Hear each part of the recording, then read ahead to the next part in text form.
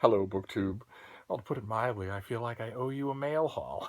That last one was a disaster of griping and grunging and complaining, and uh, I have a few more packages here, and I thought, since I'm feeling a little bit more like myself, and since I miss you, I thought we'd go through them together.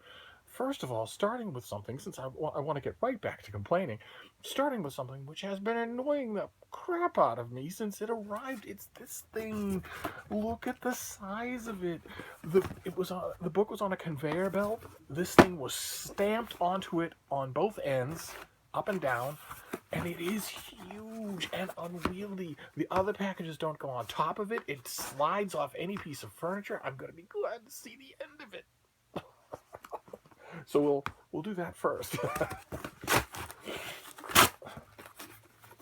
In addition to which, they don't open. I have lost count. The book, of course, has flown away. I have lost count of how many times this has happened to me, either here or at the Christian Science Monitor, where you open one of these things and the book flies away, sometimes up into the air in a parabola. But it's the only one of these things, so we don't have to worry about repeating it. So I'll just go get the book now. Okay, so good hoops. All right, so well, all right.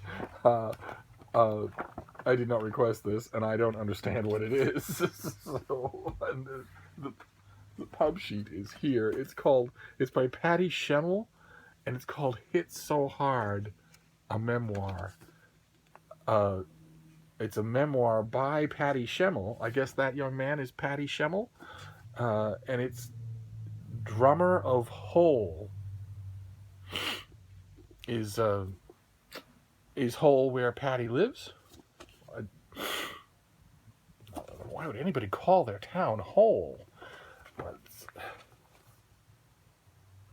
Patty Schemmel is an American drummer, songwriter, and comedian best known for her work on the platinum-selling band Hole. The Hole is a band.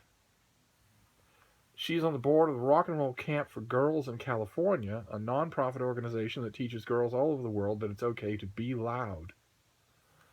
She continues to perform, teach, and tour, and currently with the band Upset, and lives in Los Angeles with her wife and daughter. Okay. All right. Well, I know nothing at all about this subject whatsoever, and I couldn't justify the time to research it in order to review this book. So I guess it's at this point in the video that I say, if there's a Hole fan out there watching, perhaps you'd like to review it. Anyway, let's the drummer for Hole. Okay, let's move on. Let's move on and see what's next. Okay, this is from Open Letter Press. And it also, I did not request it. This is by Johannes Nielsen, and it is called The Bromidels. It's a novel, it looks like, and it's translated from, wait for it, the Faroese by Carrie Pierce. It's translated from the native language of the Faroe Islands. Can that possibly be true? Okay, well, one of the first Faroese books to be translated into English, yeah. The Bromidels is an epic novel chronicling the lives of a particular family nicknamed the Bromidels against the larger history of the Faroe Islands from the time of Danish rule through its national awakening to its independence. The Faroe Islands are independent. And they've had a language all this time? Okay. Filled with colorful characters and various family intrigues. Well, it would pretty much have to be, wouldn't it? The novel incorporates a number of genres and styles as it shifts from individual stories to larger world issues. I've been to the Faroe Islands. I don't remember anyone talking in Faroese. Maybe they don't do it in front of strangers. Okay, so when was this written? In 2011. Okay, we're off to a very strange start. Let's move on. Let's see what we have next here. Okay, all right. This is a paperback release of it comes out about a month ago. Didn't request it. I must be on somebody's list. This is by Catherine McNewer, and it is Taming Manhattan: Environmental Battles in the Antebellum City. And there are hogs being driven on the cover. Okay, all right. With pigs roaming in the streets and cows foraging in the Battery, antebellum Manhattan would have been unrecognizable to inhabitants of today's sprawling metropolis. Fruits and vegetables came from small market gardens in the city, and manure piled high on streets and docks was gold to nearby farmers. But as Catherine McNewer reveals in this environmental history of Gotham, a battle to control the boundaries between city and country was already being waged, and the winners would take dramatic steps to outlaw New York's wild side.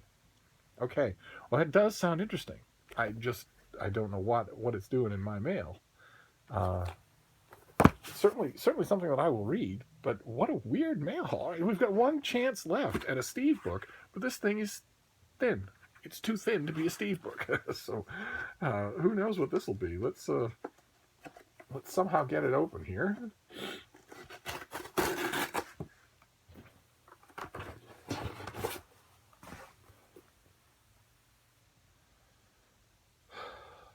No. Okay.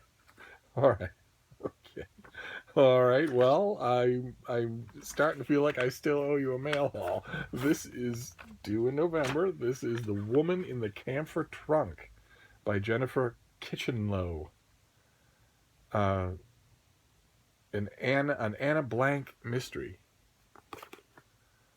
In Chinatown, the most dangerous beat in Los Angeles, police matron Anna Blank and her former sweetheart, Detective Joe Singer, discover the body of a white missionary woman stuffed in a trunk in the apartment of her Chinese lover. If news about the murder gets out, there will be a violent backlash against the Chinese. Joe and Anna work to solve the crime quietly and keep the death a secret, reluctantly helped by the good-looking Mr. Jones, a prominent local leader. I almost think we've read about this before. This is a paperback release. Okay. All right. Okay, so that's our mail haul. We have Hit So Hard by the drummer of Hole. We have The Bromedels, translated from the language of the Faroe Islands. We have Taming Manhattan, a paperback release about the heavily policed dividing line between wild and civilized in Manhattan of 100 years ago. And we have The Woman in the Camphor Trunk, a Chinatown mystery.